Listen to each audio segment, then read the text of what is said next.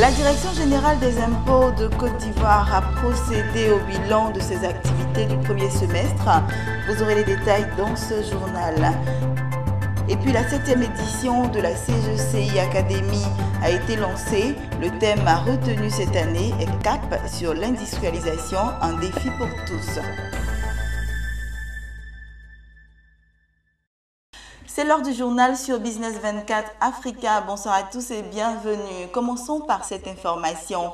C'est une pratique constante pour la Direction générale des impôts de Côte d'Ivoire. Évaluer au bout de 6 mois les réalisations de son administration, dont la mission est de mobiliser des ressources pour les dépenses publiques. L'institution financière a mobilisé 1106,1 milliards de francs CFA contre une prévision de 1072,9 milliards de francs CFA.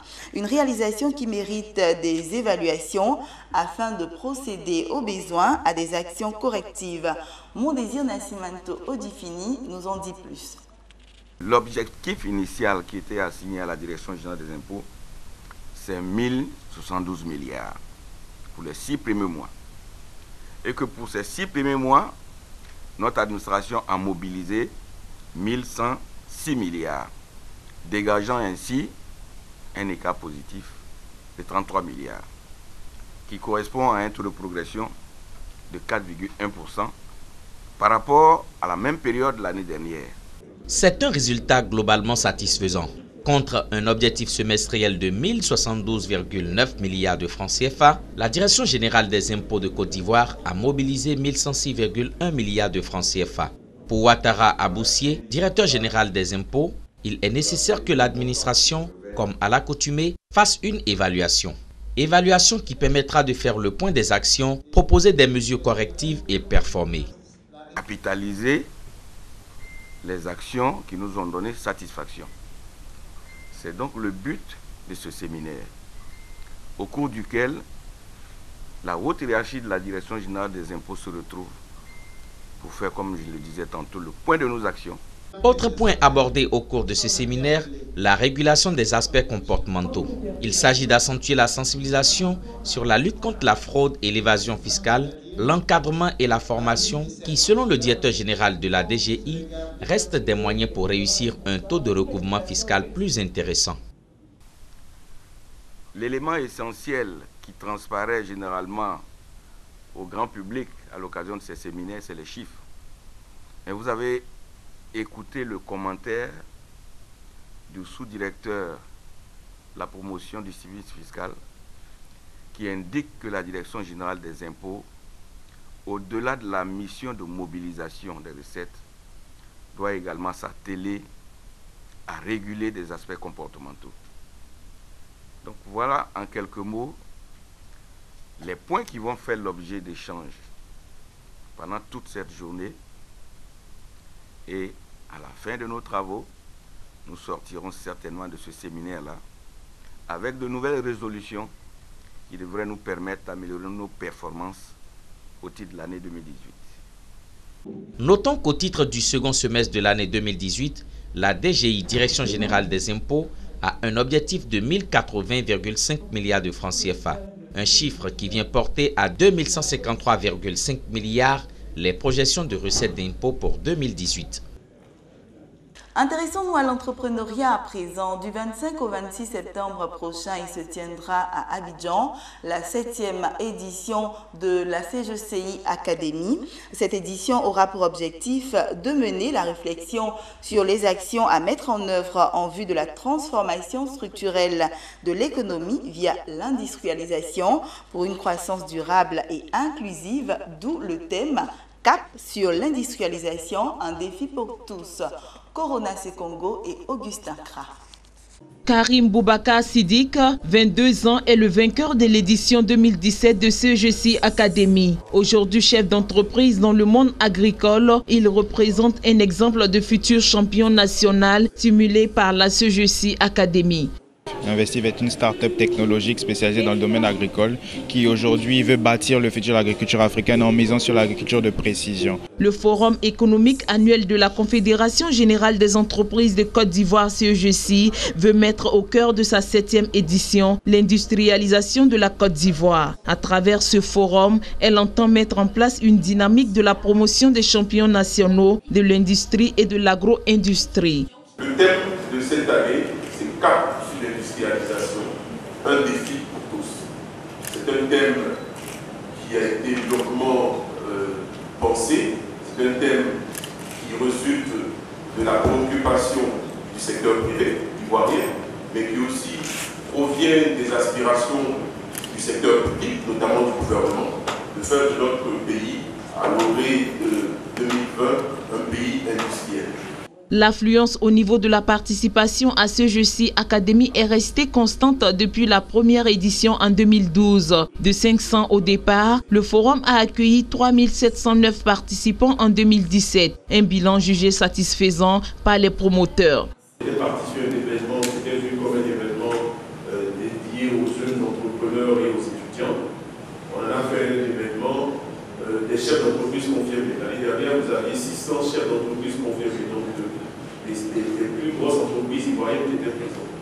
La CEGECI Academy est un événement annuel du secteur privé en Côte d'Ivoire. C'est une plateforme d'échange et une opportunité de rencontre pour les chefs d'entreprise nationaux et internationaux. Pour cette 7e édition prévue se tenir les 25 et 26 septembre prochains, le Nigeria et la Corée du Sud sont les invités d'honneur. Une page éducation dans ce journal. La tradition une fois de plus respectée au groupe scolaire et cours secondaire La Rochelle dans la commune de Koumassi au quartier Remblai. Pour le travail abattu tout au long de l'année 2017-2018, les meilleurs élèves de cet établissement ont été célébrés ce mercredi. Jérémy Aouré. Carottes et choux râpés, avocats au concombre, œufs mimosa en entrée, akassa à la sauce gombo, des frites au poulet, du concondé, la tiéké au poisson frit ou du foutou à la sauce graine, du tchèp en plat de résistance. Un menu véritablement complet en l'honneur de ceux qu'on appelle les héros au groupe scolaire et cours secondaire La Rochelle de Remblai, Koumassi. Ils ont, pour certains, obtenu le CEPE et le BEPC pour d'autres avec des moyennes d'excellence. Toute chose qui fait la fierté de la fondatrice de l'établissement qui a décidé de remettre le couvert pour ses élèves dont certains quittent définitivement La Rochelle. Le flambeau du travail, de l'efficacité et de la rigueur. Nous vous donnons ce flambeau. Nous promettons de faire mieux que nos anciens et de faire toujours briller cette lumière.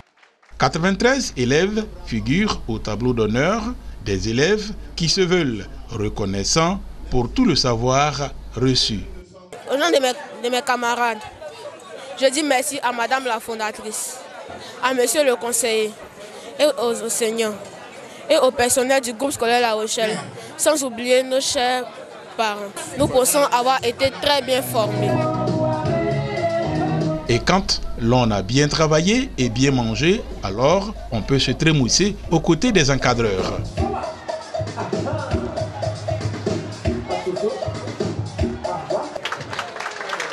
On a toujours vu au niveau de l'État fêter ces enfants qui travaillent, l'excellence, qui ont des moyennes de 160 points, 163 points, qui sont souvent fêtés.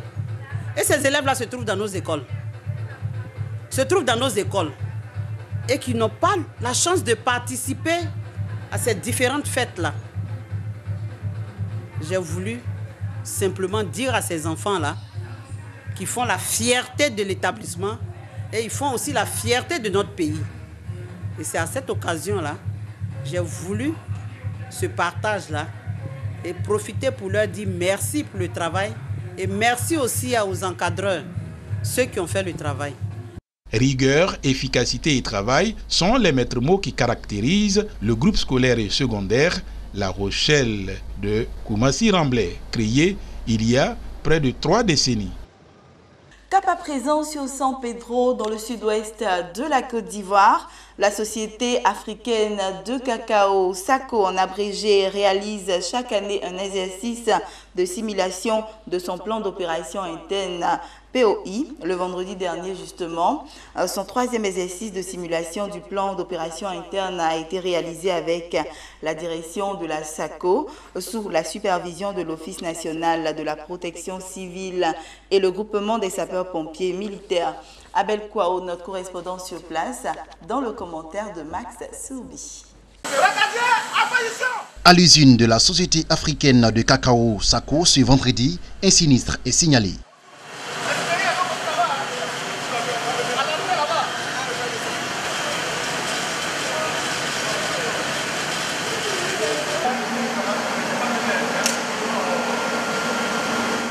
Il s'agit d'un exercice de simulation pour tester l'efficacité de l'organisation de la société, à savoir sa réactivité face à un sinistre de grande ampleur, ainsi que les moyens et le matériel de lutte contre les incendies conformément à son plan d'opération interne POI. Fait marquant de l'exercice, la bonne coordination entre la direction de la SACO sous la supervision de l'Office national de la protection civile ONPC, le groupement des sapeurs-pompiers militaires GSPM, le centre de coordination des décisions opérationnelles CCDO, la police nationale, le centre ivoirien antipollution SIAPOL et les pompiers de l'aéroport de San Pedro. Tous ont pris une part active à cet exercice en qualité de structure technique. Oui, on a des difficultés pour évacuer le blessé qui est sur la plateforme chaudière. Besoin de nacelles en urgence. Cet exercice s'inscrit dans le cadre habituel des manœuvres de prévention des crises et des catastrophes. L'objectif visé par la réalisation de cet exercice de simulation est de contrôler la capacité opérationnelle des personnels de la société, le délai d'intervention des différentes unités de secours de la ville de San Pedro, à savoir les pompiers de l'aéroport, les pompiers du port autonome de San Pedro et les pompiers civils, la coordination entre les services publics de secours, les autres services de secours partenaires et l'entreprise SACO, agissant tous dans le cadre de la maîtrise d'un sinistre important sur son site.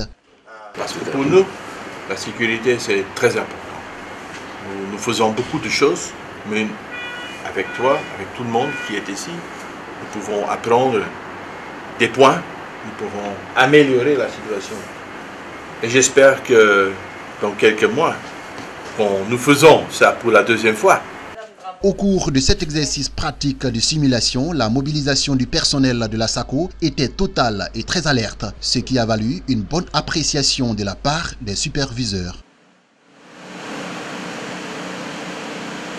Et puis cette information en bref et en images, avant de terminer ce journal, sachez que la Tanzanie pourrait bénéficier d'un financement de près de 660 millions de dollars de la part de la Banque du commerce et de développement afin de booster son économie. Selon des sources proches du dossier, plusieurs secteurs clés pourraient bénéficier de l'appui de l'institution financière. L'agriculture, qui emploie plus de 60% de la population tanzanienne, pourrait monopoliser la majeure partie des investissements devant d'autres secteurs comme les infrastructures, le commerce ou encore le secteur pétrolier.